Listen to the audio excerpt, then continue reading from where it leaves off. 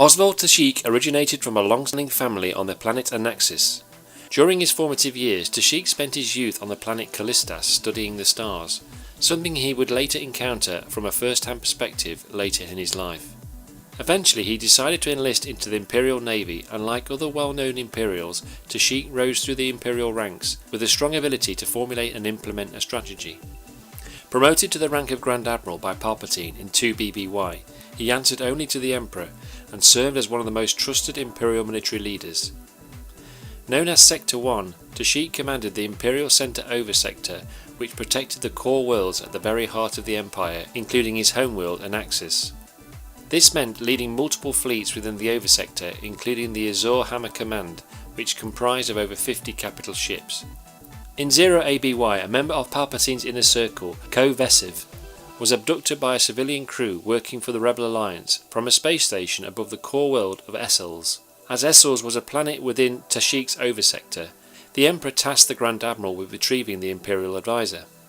However, Teshik failed to prevent Ko Vesiv's capture, and Palpatine ordered him on a suicide mission to attack the Harpin Royal Navy by breaching their borders with a deliberately insufficient naval force.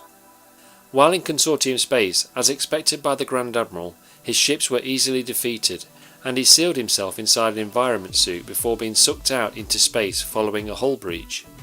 Floating around in the void of space, Teshik regained consciousness and experienced a vision, which, as he later claimed during his interrogation by the Rebel Alliance, showed him the past and the future of the galaxy.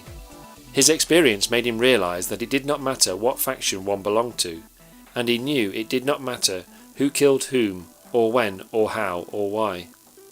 To save the Grand Admiral from certain death, an Imperial snoop ship was sent by Palpatine to retrieve him. This was so that the Emperor could observe Teshik's doomed mission. Damage to 75% of his body meant an extensive set of cybernetic body parts were created to ensure he could function once again as a naval officer.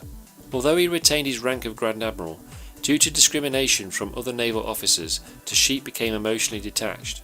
In 4 ABY, Teshik was one of the 4 Grand Admirals who attended the arrival of Emperor Palpatine to the second Death Star, prior to the attack from the Rebel Alliance. As the battle raged on over the forest moon of Endor, explosions began erupting across the Death Star, prompting Teshik to escape the station to board his personal command ship, the Star Destroyer Alima Cineri.